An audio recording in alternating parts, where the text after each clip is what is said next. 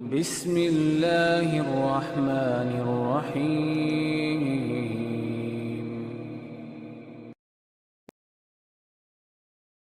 قد أفلح المؤمنون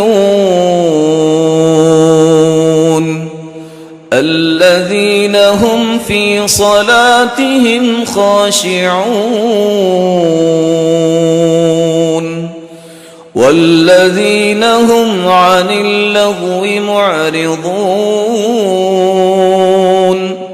والذين هم للزكاة فاعلون والذين هم لفروجهم حافظون فلا پاکے ہیں وہ مومن جن کی نمازوں میں خشوع ہے، اور ساتھ اللہ نے 1 سے 2 3 4 باتیں بتا دی کہ اگر کوئی شخص چاہتا ہے کہ خشوع مجھے مل جائے، سب سے پہلا قاعدہ وہ اختیار کرے کہ میں نے لغویات سے اپنے آپ کو بچانا ہے، میں نے اپنی ذمہ داریوں کو ادا کرنا ہے، اپنے مال کی برکت، مال کی پاکیزگی، سوچ میں برکت، سوچ کی پاکیزگی اس وقت تک ممکن نہیں جب تک میرے مال کی زکوٰۃ ادا نہیں ہوگی۔ اور تیسری بات، عزت پہ کوئی کمپرومائز نہیں، اللہ کی نافرمانی کی طرف نہیں جائے گا۔ ایک شخص آنے والا کہتا ہے سرتاج رسول صلی اللہ علیہ وسلم 2 خواہشیں ہیں، کہ بتائیے؟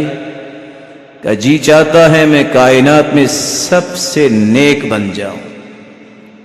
کتنی بڑی خواہش! قال اتق المحارم تکن اعبد الناس، حرام چیزوں کے قریب نہ جانا، تم سے بڑھ کے دنیا میں کوئی نیک نہیں ہوگا۔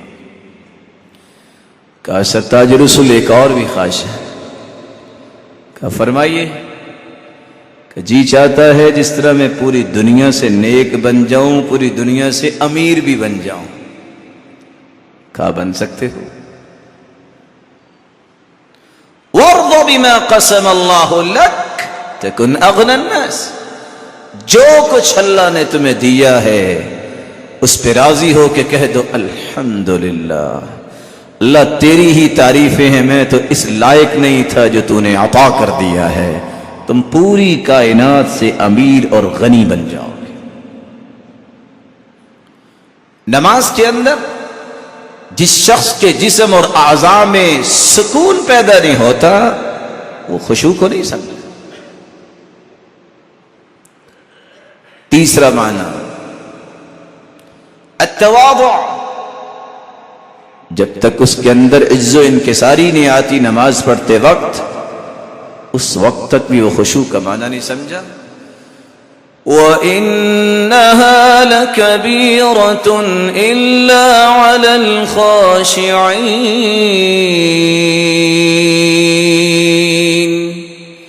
یہ نماز بھاری اور بوجھل کن پہ ہوتی ہے؟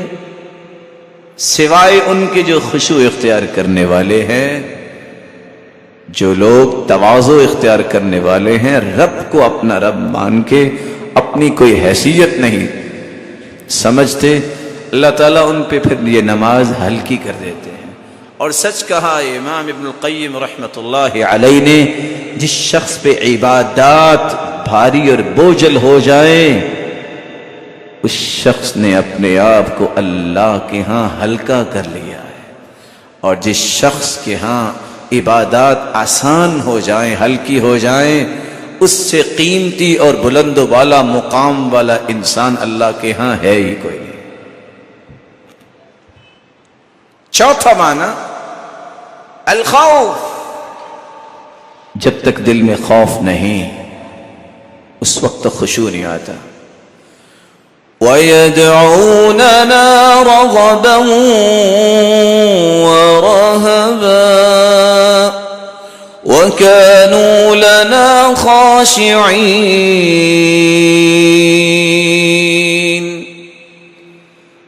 اللہ رب العزت فرماتے ہیں وہ لوگ ہمیں پکارتے ہیں رغبت میں اور رہبت میں، خوف بھی ہوتا ہے ان کے دل میں، نہ جانے قبول ہوگی کہ نہیں ہوگی، اور امید بھی ہوتی ہے کہ ہاں اللہ ضائع نہیں کرے گا. وَكَانُوا لَنَا خَاشِعِينَ. لیکن باوجود کے عبادات اور اللہ کے اوامر کی پابندی کرنے کے باوجود بھی ان کے اندر خوف پایا جاتا ہے. اور کیسا خوف؟ عمر رضی اللہ تعالیٰ عنہ جب آخری سانسوں میں تھے تو عبداللہ بن عباس رضی اللہ تعالیٰ عنہ تشریف لائے اور کہتے ہیں آپ کیوں پریشان ہیں؟ لَكَ قَدَمٌ فِي الْإِسْلَامِ. آپ نے اسلام کے لیے اتنا کچھ کیا. کہتے ہیں بس یا ابن عباس، اے عبداللہ بن عباس، بس اور کچھ نہ کہو. قیامت کے دن اللہ مجھے برابر برابر چھوڑ دے، نہ مجھ سے کچھ لے نہ مجھے کچھ دے، میں اس پہ بھی راضی ہوں. آج ہم نے کچھ کیا نہیں ہوتا تو ہم کس کس چیز کے نعرے لگا دیتے ہیں. یہ اس ہستی کی بات ہے جس کی رائے پہ قرآن اترا کرتا تھا، جس کا تسلط شیطان پہ ایسا تھا جس راستے پہ عمر چلتے شیطان وہ راستہ چھوڑ دیتا تھا. یہ وہ شخص ہے جس کو اللہ تعالیٰ نے اسلام کی قوت کے لیے اپنے پیارے پیغمبر کی صحبت میں بھیجا، اور اللہ نے پھر اسلام کو قوت دی. اور وہ خوف کس چیز کا محسوس کر رہے ہیں کہ مجھے برابر برابر چھوڑ دے اللہ تعالیٰ تو میں اس پہ بھی راضی ہوں. پانچواں معنی الیبس والجمود. وَتَرَى الْأَرْضَ خَاشِعَةً فَإِذَا أَنزَلْنَا عَلَيْهَا الْمَاءَ اهْتَزَّتْ وَرَبَتْ. وَتَرَى الْأَرْضَ خَاشِعَةً. تم دیکھو گے، تم دیکھتے ہو زمین جامد ہے، سخت زمین ہے، حرکت نہیں کرتی. جو ہی پانی اس میں اللہ رب العزت کی طرف سے نازل ہوتا ہے، اہتزت وربت، کس طرح اس سے بالیاں اور پھول اور کس طرح ہریالی نکلتی ہے. جس طرح زمین حرکت نہیں کرتی، اس طرح نماز کے اندر کیفیت ہو، حرکت نہ کرے. ہاں انسان ہے، وہ حرکات جو انسانی بشریت کے تقاضے کے مطابق اس کی کنٹرول میں نہیں. رکوع سجدہ تو کرے گا لیکن دائیں دیکھ رہا ہے نماز میں، بائیں دیکھ رہا ہے، اور کبھی دیکھ رہا ہے کہ چھت کیسی مسجد والوں نے بنائی ہے، پنکھے شمار کر رہا ہے. میرے پیارے بھائی، یہ آپ کی ذمہ داری تو نہیں. وہ جنہوں نے مسجد کا اہتمام کیا ہے ان کے پاس بہت تجربہ ہے، وہ اور اچھا بنا سکتے ہیں. آپ بالکل ٹینشن نہ لیں، آپ اپنی نماز کو خوبصورت بنائیں. اس لیے حسن بصری رحمت اللہ علیہ نے جب دیکھا کہ ایک آدمی کبھی بالوں کے ساتھ ادھر کھیل رہا ہے کبھی ادھر کھیل رہا ہے تو کہتے ہیں لو خشع قلبہ لخشعت جوارحہ. اگر اس کے دل میں خشوع ہوتا تو اس کے جسم کے اعضاء، ہاتھوں اور بقیہ اعضاء میں بھی خشوع ہوتا. اس کے دل میں خشوع نہیں ہے تو اس کو پرواہ نہیں ہے، جدھر سے ہاتھ جاتا ہے جانے. اور علی رضی اللہ تعالی عنہ اس لیے کہا کرتے تھے خشوع یہ ہے اللہ یلتفت یمینا ولا شمالا. خشوع یہ ہے کہ دائیں بائیں تمہیں دیکھنے کی ضرورت نہیں. ولا يعرف من عن یمینی وعن شمالی. اور اس کو اس کی پہچان کی بھی ضرورت نہیں ہے کہ میرے ساتھ دائیں طرف کون کھڑا ہے اور بائیں طرف کون کھڑا ہے. اور جو یہ پہچان کرنے کی کوشش کرتے ہیں اور پہچان کر کے نمازیں پڑھتے ہیں کہ آج وہ فلاں مجھے دیکھ رہا ہے تو مجھے نماز خوبصورت پڑھنی ہے، وہ رب کی مراقبت کو نہیں سمجھتا کہ میرا رب دیکھ رہا ہے. قیامت کا دن ہوگا، صحیح بخاری کی روایت ہے، یکشف ربنا سبحانہ وتعالی عن ساقہ فيسجد له كل مؤمن ومؤمنة. قیامت کے دن مالک الملک اپنی مبارک پنڈلی سے نور کے پردے ہٹائیں گے، ہر مومن مرد اور مومنہ عورت جو ہے وہ سجدے میں گر جائے گی. فيبقى من كان يسجد في الدنيا سمعة ورياء. اور وہ لوگ سجدہ نہیں کر پائیں گے جو دنیا میں ریاکاری، لوگوں کو راضی کرنے کے لیے، دکھلاوے کے لیے سجدے کیا کرتے تھے. فَيَذْهَبْ لِيَسْجُدْ،